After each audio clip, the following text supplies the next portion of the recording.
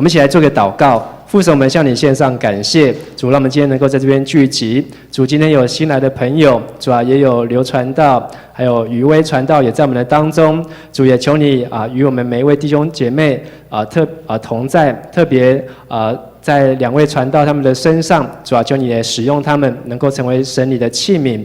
主，也求你再一次使用我们，让我们能够有能听的耳，主啊，能够有受教的心，主啊，有一个愿意的心要来服侍你。主，求你带领我们，保守我们的心，祷告奉耶稣的名。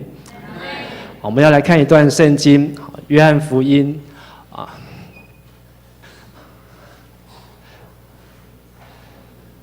12章的23到26节，荧幕上面有，好，我们看得到，我们就一起来读。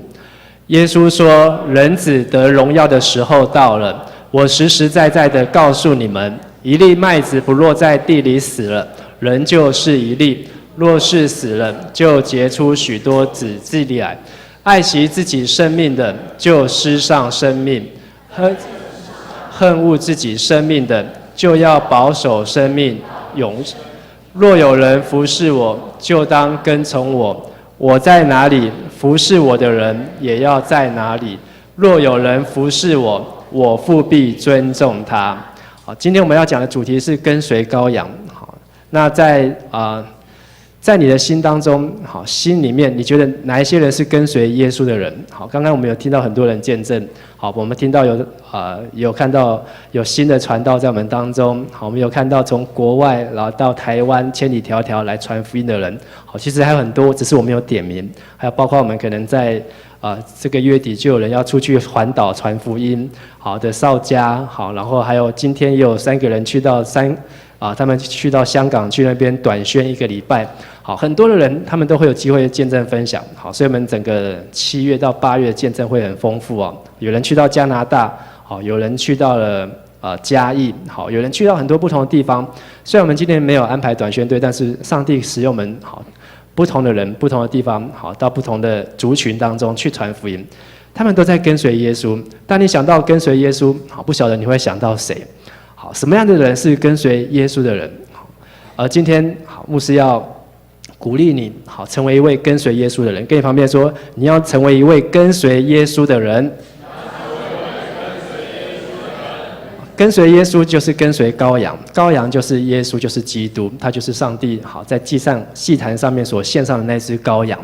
而当我们跟随羔羊，好，跟随基督，好，怎么样是跟随？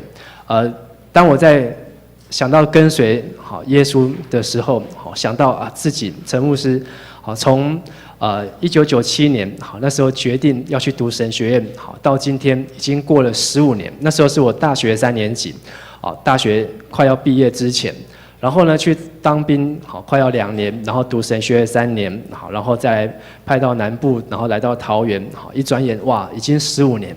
15年之后呢，我感谢主，好，我还要继续再跟随耶稣。但是呢，是不是跟随耶稣越久的人，好，就越了不起？好，其实不见得。好，就算你跟随耶稣只有2年，只有3年，也是一件光荣的事情，也是一件喜乐的事情。但是呢，跟随耶稣不在于你跟随多久，而在于你有没有坚持到最后。跟你旁边说，坚持到最后。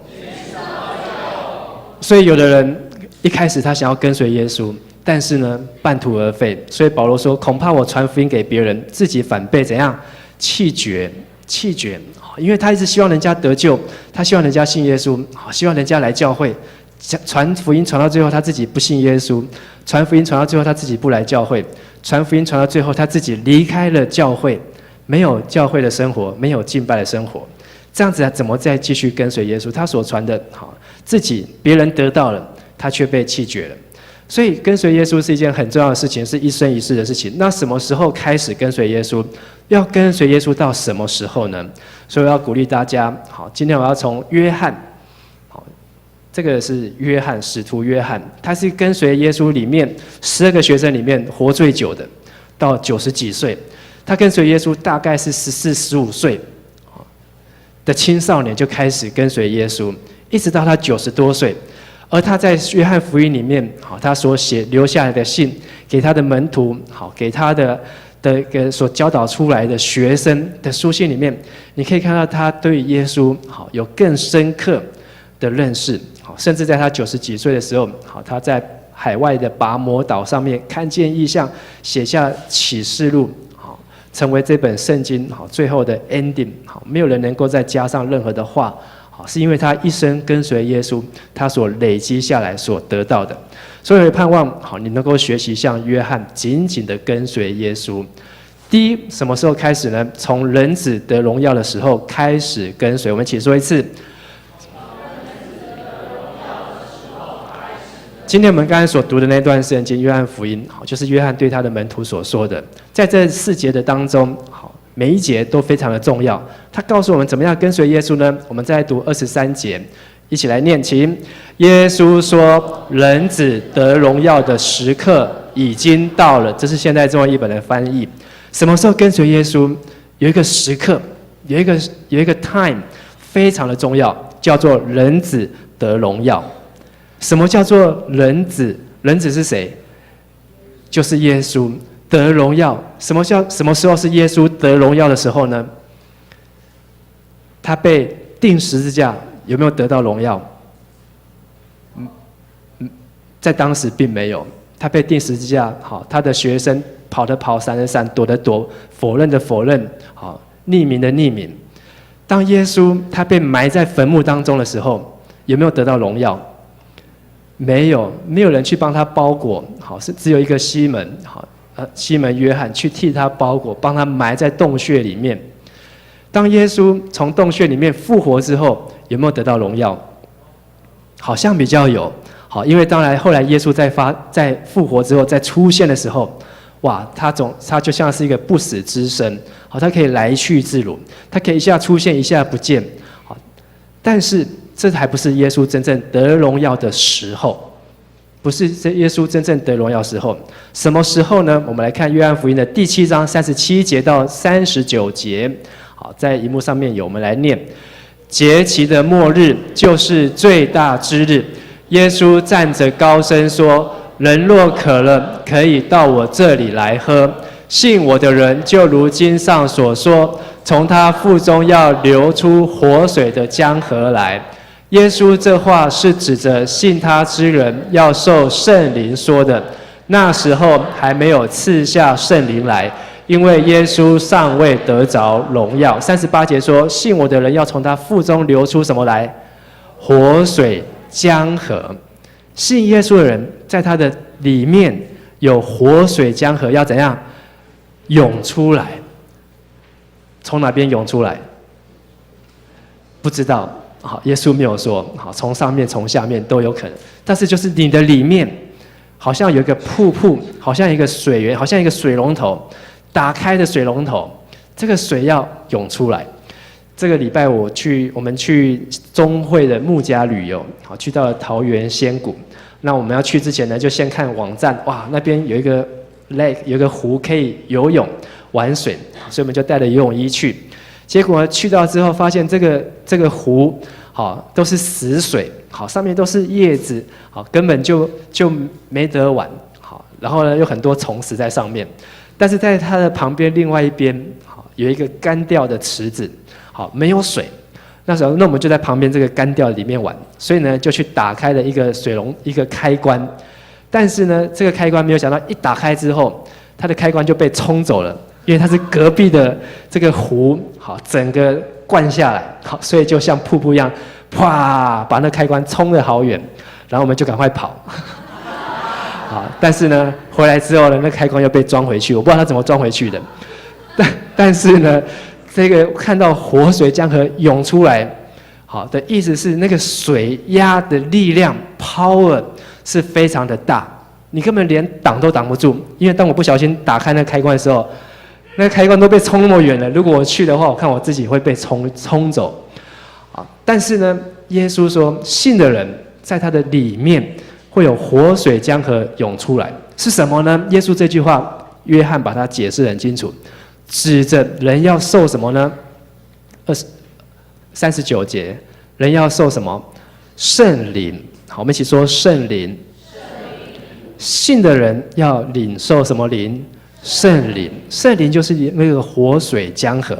但是约翰在那边说，那时候还没有赐下圣灵，为什么呢？因为耶稣尚未什么得着荣耀，所以我们有一个线索，圣灵的降临跟耶稣得荣耀有关系。圣灵降临跟在你的里面跟耶稣得荣耀有关系。到底什么时候耶稣得荣耀呢？在使徒行传的第2章32节，五旬节的那一天，圣灵降临，发生了什么事情呢？发生了有风大响声，有舌头像火焰一样，然后这一群祷告的人，他们就被圣灵充满，就开始了讲出15种的方言，15种，有非洲的，有印度的，有罗马的，有土耳其的，有犹太的，有撒玛利亚的。在那天当中，哇，他们就用15种的方言，在那边大声的赞美神。所以呢，那时候刚好是五旬节7节的最后一天，他们天下犹太人都来到耶路撒冷这边聚集，所以他们就听见，怎么有人用非洲的话在对我们在赞美神呢？怎么用印度的话在赞美神呢？怎么有人能够用刚才君毅在分享英文，那时候还没有英文，有人用拉丁文，有人用亚兰文，用希伯来语，在那边赞美神呢？原来发生什么事情呢？好，我们来读32到33节。这耶稣，神已经叫他复活了，我们都为这事做见证。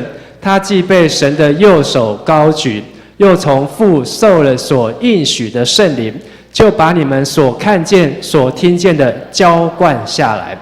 33节告诉我们一个，为什么圣灵浇灌在这一些120个人的身上，可能更多。为什么圣灵让这100多个人，他们能够同时讲出15种的语言？为什么圣灵能够让他们在那天当中变得大有能力？彼得他开始站起来讲道，这句话就彼得说的，因为33节，他被神的右手怎么样？高举。好，这边括弧里面有一个另外的翻译，他就是指耶稣。耶稣被高举在神的哪一边？右边。好，在犹太人里面，右边是最重要的大卫。好，其实在台湾的华人的习俗里面，右边也是大卫。好，所以你的大儿子要坐在你的右边。但是呢，在这边使徒行传五旬节那一天，耶稣被神的右手高举，代表神已经够高了，神又把耶稣怎样举得更高？好，代表耶稣得到荣耀。在五旬节那一天，耶稣得到荣耀。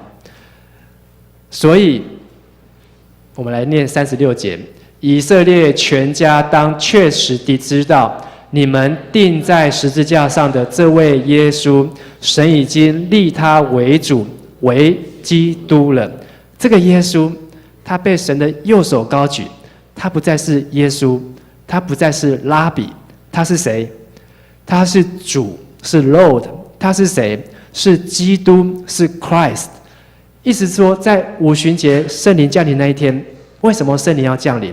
好，只有一件事情，因为耶稣得到荣耀了。好，五旬节那一天代表耶稣他已经被高举，得到荣耀。所以跟随耶稣，为什么要跟随耶稣？你不去跟随郭台铭？为什么你要跟随耶稣？你不去跟随林书豪？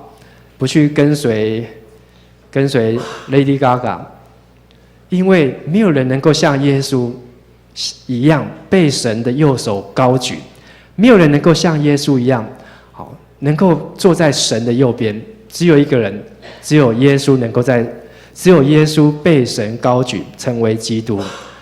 所以，明白耶稣得到荣耀最好的证明就是什么呢？圣灵充满。如果你从来不明白耶稣得到什么荣耀，你需要被圣灵充满，让你知道你所信的这个耶稣，他已经被举到天上的天去了。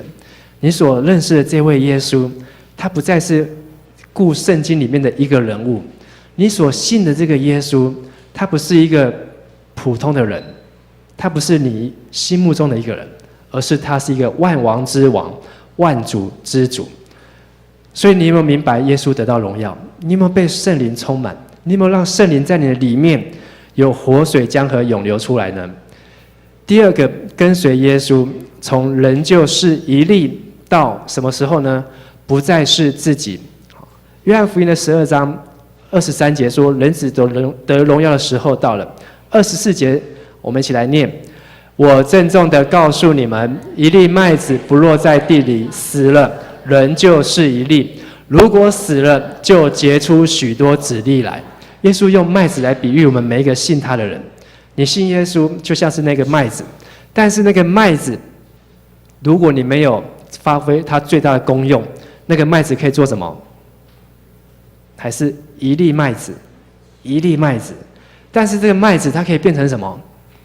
它如果掉在土里面，好，死了，它的壳剥掉了，它就可以长出麦子来，它就可以发芽吐穗，然后春天一过，它就可以结出籽粒来，夏天就可以收割。信耶稣就是要经历过这一段。如果你信耶稣，你没有经历过人子的荣耀，信耶稣，你没有明白什么叫圣灵活水江河在你的里面，你仍旧是一个信耶稣的人。但是当你有圣灵在你里面，有活水江河涌出来，你要像是一粒麦子死了，脱去你的外壳，然后从土里面要重新的生长发芽，等到春天一过，你就开始要结出籽粒来。在罗马书第6章1到4节告诉我们，很多信耶稣的人是怎么样子呢？人在罪中，在第2节上说，我们在罪上死了的人，岂可人在罪中活着呢？很多信耶稣的人说，我信耶稣，可是呢，我也受洗了，可是呢，我还是会犯罪。我信耶稣，可是我还是会说谎。我信耶稣，可是我还是会偷窃，我还是会嫉妒，我还是会骂人。我信耶稣，我还是有很多罪。这些罪别人或许不知道，但是我知道，它就是一直在我的身上，我没有办法脱掉这个外壳。所以第3节，岂不知，我们来念，从第3节开始念。岂不知我们这受洗归入基督耶稣的人，是受洗归入他的死吗？所以我们借着洗礼归入死，和他一同埋葬，原是叫我们一举一动有新生的样式，像基督借着父的荣耀从死里复活一样。不管你信耶稣多久，如果你没有经过死，你没有经过一粒麦子落在地里死了，你的基督徒的生命仍旧是那个生命。但是我们受洗就是归入死，叫我们的生命能够有新的一举一动，新的改变。今天要聚会之前，我又邀请到一个好姐妹，她要来分享见证。好，她才来教会才1年，好，不到1年，刚好我不知道大概1年的时间。她迫不及待，当我邀请她说哇，我也很想要有机会能够分享见证，因为她说她自己好在这1年当中，她的生命改变很多。虽然她还没有受洗，但是你要知道，当你受洗之后，你的生命是不一样，因为你过去的罪，耶稣替你承担，而你要有新的生命从里面活出来。所以加拉太书2章20节，好，金句我们会背，我们一起来念一次。我已经与基督同定十字架，现在活着的不再是我，乃是基督在我里面活着，并且我如今在肉身活着，是因信神的儿子而活，他是爱我，为我舍己。15年前我也没有想到说我要成为牧师，15年前我没有想到说我有一天我要在教会服侍。15年前我的想法很多，有很多自己的梦想，自己的理想。但是在这15年当中，我渐渐的看到过去的那个我已经死了，过去的那个我，他的想法，他的价值观已经渐渐的不在。而今天的我，是因为耶稣他为我钉十字架，在我里面活着，因为耶稣他爱我，为我舍己。我们的生命不能继续活在罪恶当中，不能继续活在那个旧的我、旧的狭隘当中。我知道，甚至连有的已经当牧师的人，还是会犯罪。好，不是说牧师就不会犯罪，牧师也会犯罪，牧师也会被罪所捆绑。但是不论你是牧师，好，不论你是谁，你在罪恶当中，你唯一要做的事情，就是要求主救你脱离罪，求主拯救你脱离这个罪的辖制。跟你旁边说，求主拯救我，求主拯救你脱离罪的辖制，求主拯救你。什么是罪？不一定，但是罪的简单说法就是让你没有办法专注于神，让你隔绝你跟神的关系，就是罪。所以抽烟算不算罪？如果你抽烟，好，抽到一个地步是叫你不抽，你会很痛苦。好，你不抽烟，你会开始发抖，你会开始嘴唇发白。你不抽烟，你会心跳加速；你不抽烟，你会生气；你不抽烟，你会骂人。好，你就是已经被这个烟所捆绑。如果你不喝酒，你就会开始不正常。好，但是喝酒之后你才正常，你也是被酒精所捆绑。如果你不上网，你不打开电脑，你不连上 Facebook， 然后呢，你可能连做礼拜当中等下拿手机出来再看一下 Facebook， 就代表什么？你已经被捆绑了。好，所以跟你旁边说，你有没有被捆绑？好，奉主的名，好，砍断你身上的捆绑。当你如果被一样东西，这样东西是拦阻你跟神之间的关系，那个就是罪。所以有可能是你的女朋友，因为当你在祷告当中，你没有办法专心的祷告，一直想着你的爱人，想着你的女朋友。当你在敬拜当中，你没有办法，你只想着你的功课，想着你的线上 online game， 一直想着你的工作，想着你其他的事情，这一些都会变成是一个罪。所以信耶稣就是要像一粒麦子落在地里死了。所以圣灵从你的里面要有活水江河涌流出来，就是那个 power 要把你里面的罪挣开、挣脱，能够把它冲走，让你不再继续被这些东西所捆绑。我们在这个礼拜中间的一个小组祷告当中，就讲到几个爸爸妈妈在讲他的孩子，为了头发的事情，哇，他们怎么跟他的孩子讲不要染啊，不要烫啊，孩子就是不要，搞到最后，好，这个爸爸一开口，好，就闹家庭革命。可是呢，很多的爸爸妈妈他们都见证，最好的方法卖供，不要替他讲，改相供，改压缩供，好，就是去跟神祷告。他的儿子原来每次剪头发都要1000块，男生哦，每次都要1000块。他妈妈带他去剪那个250的，他不要，他一定要剪那1000块的。可是呢，他就后来讲不过，没有办法祷告。结果后来终于等到他要去当兵。当兵之前，好，他妈妈就带他说去剃头嘛。好，那剃头要花1000块吗？好，不用，妈妈就带他去那个99块，比100块还便宜。99块就去剃个光头。结果呢，从此退伍之后，他再也不去那个1000块，他都去哪里？他都去那个99块了。所以他就做见证，感谢主，哇！上帝耶稣救了他的孩子，好，否则他一次1000块，他可以剃几次？剃10次还找10块。他的孩子要一辈子这样子1000块1000块的减下去，哇！他想着他孩子要被捆绑住，但是因为耶稣救了他的孩子，好，让他孩子不再被这个头发捆绑住。所以什么事情好是你的罪呢？什么事情是你的捆绑呢？什么事情是你没有办法改掉的坏习惯呢？就是你的罪，就是你要向这个东西来死。所以你要怎么结出你的子粒？结出子粒的生命，就是不在罪中的生命，让你的生命不再有罪，让你的生命不再有捆绑。妈妈说电视关掉 ，cap 关掉。妈妈说好了，网络关掉，好，就按结束。好，妈妈说上床睡觉。好，你不会因为说不行，我要再上网，我要再打电脑，我要再讲电话，我要再跟朋友聊天。你不再被这些东西捆绑，就代表你的生命有圣灵在你的里面，有活水江河涌流出来，让你不被捆绑。阿们。第三，耶稣又继续说，跟随羔羊，下一个阶段就是要用一个生命去做什么呢？赚得无限的生命。25节，耶稣这样说，这也是现代中英本，我们来读。那爱惜自己生命的，要丧失生命；愿意牺牲自己在这世上的生命的，反而要保存这生命到永生。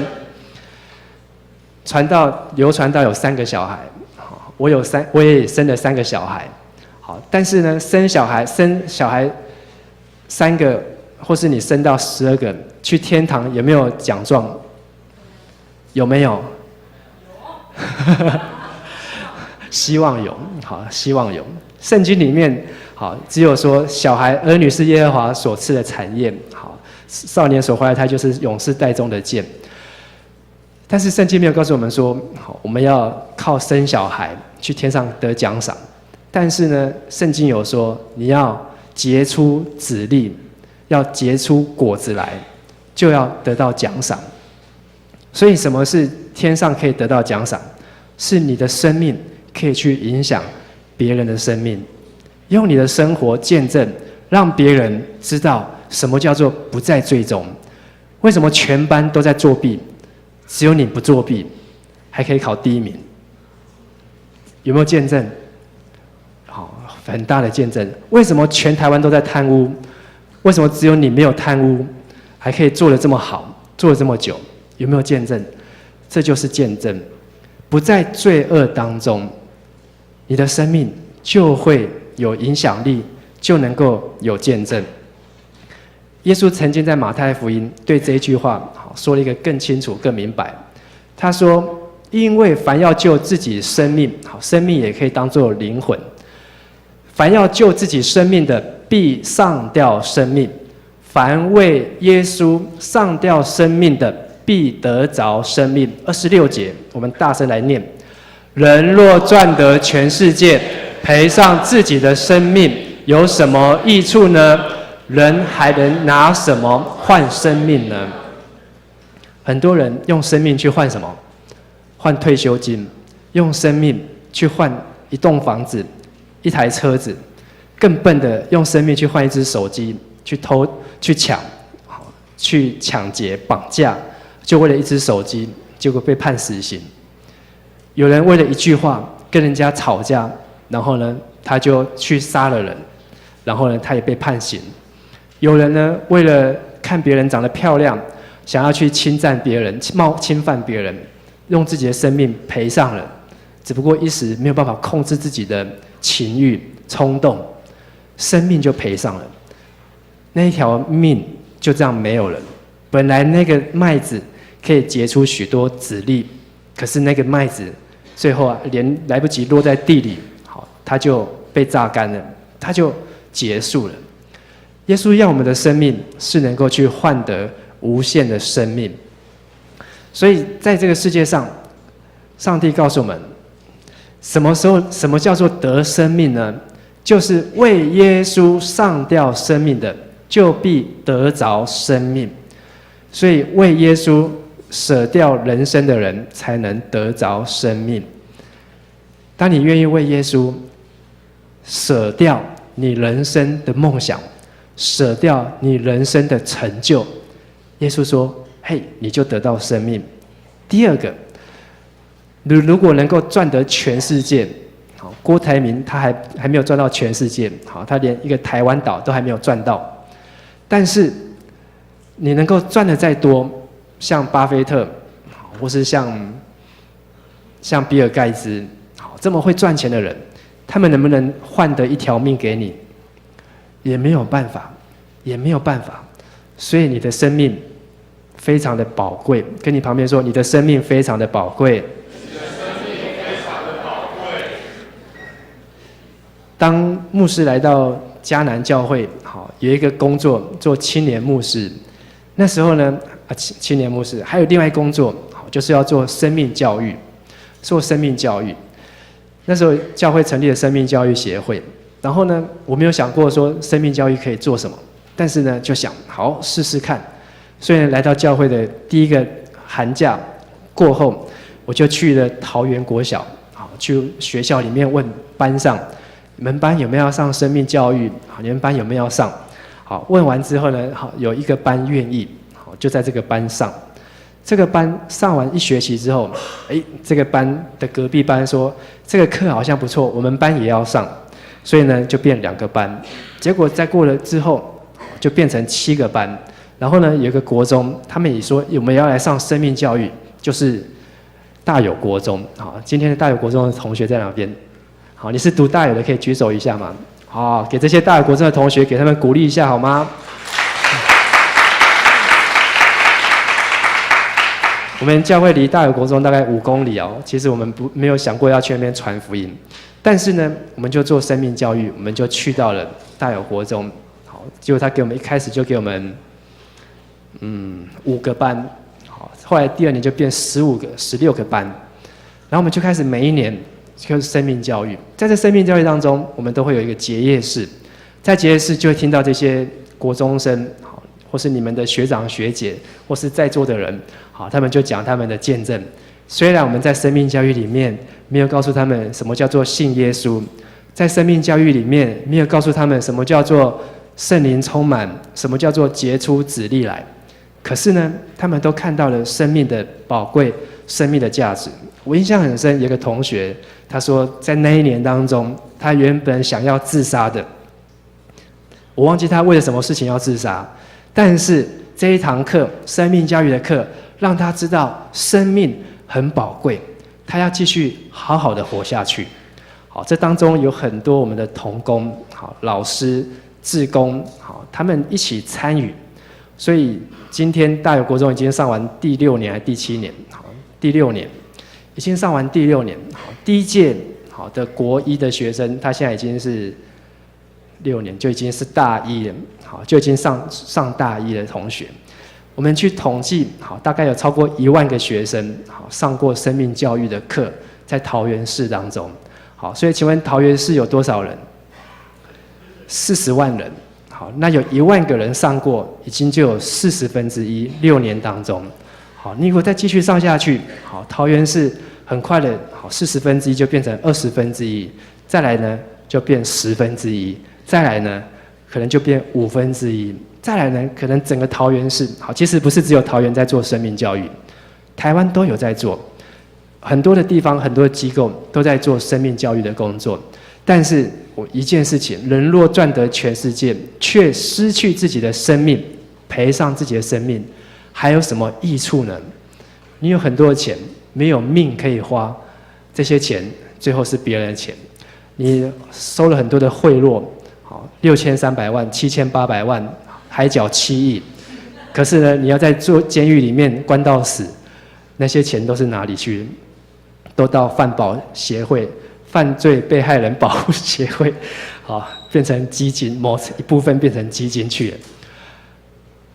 很多的时候，我们要明白，好，钱不能换得一切，生命是最重要的。跟你旁边说，生命是最重要的。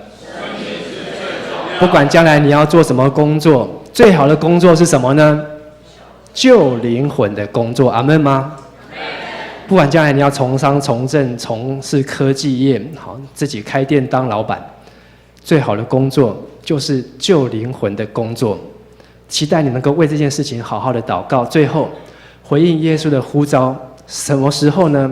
在背十字架是最有挑战，也最有能力。最后一节26节，耶稣说：“谁要侍奉我，就得跟从我。我在哪里，我的仆人也要在那里。那侍奉我的人，我的父亲一定什么他？重用他。”服侍耶稣的人，上帝要重用他。什么叫做服侍耶稣的人呢？第2句话，分号后面，我在哪里，我的仆人呢，也要在那里。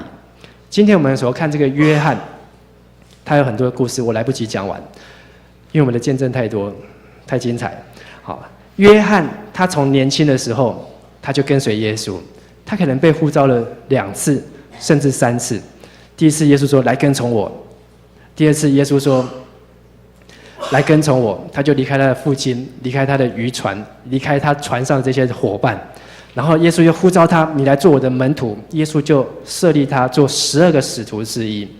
12个使徒当中，有3个人跟耶稣最麻吉，最亲近，彼得、约翰还有雅各。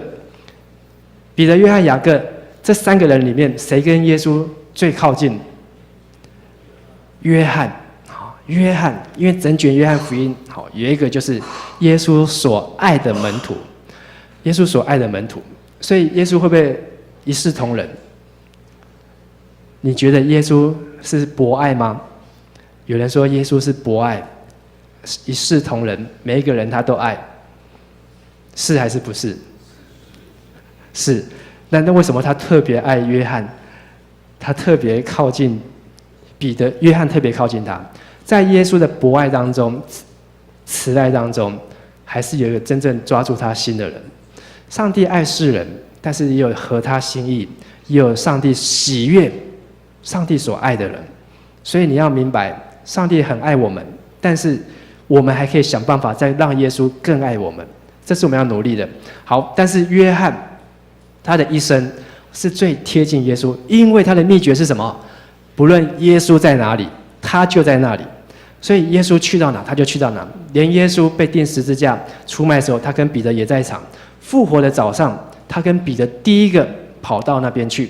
第一个跑到的不是彼得，是约翰。你可以看见他是多么想要靠近耶稣，靠近耶稣。马太福音16章23到24节，我们刚才读25、26，往前面的2节，耶稣对彼得说：“撒旦，退我后去吧！你是绊我脚，因为你不体贴神的意思，只体贴人的意思。”耶稣对门徒说：“好，我们来读后面。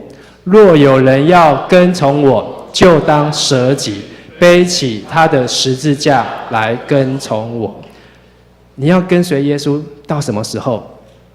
多久？怎么做？只有2句，两个动词。第一个舍己，第二个背十字架跟从。跟随耶稣就是要舍己，跟随耶稣就是要背十字架。约翰这个人，他本来是谁的学生？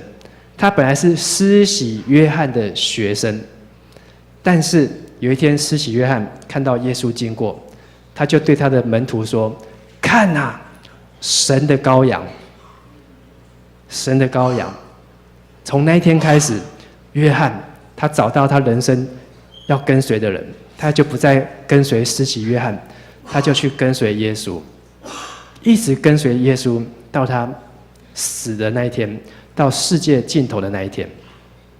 所以跟随耶稣的尽头是什么时候呢？就是永远与耶稣在一起。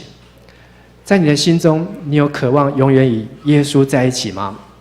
在你的人生计划当中、人生规划当中，你有想到一件事情，就是我要永远的跟随，紧紧的跟随。我不确定我自己可以跟随耶稣到几岁，但是我只希望每一天、每一年，我能够常常提醒自己，我有没有继续在跟随耶稣，还是我在跟随世界，我在跟随偶像，在跟随这个世界上的明星，在跟随其他的人。耶稣他已经被高举，耶稣在五旬节那一天，他已经坐在神的右边，神将他高举，叫他得着荣耀。五旬节圣灵降临，不只是说方言，不只是用15种的语言。五旬节降临的目的，就是要告诉世界上的每一个人，耶稣基督他已经作王。那个耶稣 Jesus， 他已经成为万王之王，万主之主。你相信吗？或是你知道吗？或是在你的心里面，有没有圣灵帮助你，让你接受这件事情？今天是你再一次在耶稣的面前决志，说：主啊，我相信你就是弥赛亚，我相信你就是基督，就是世界的王。我相信你，我要跟随你。我相信今天晚上神要再一次贴近你的心。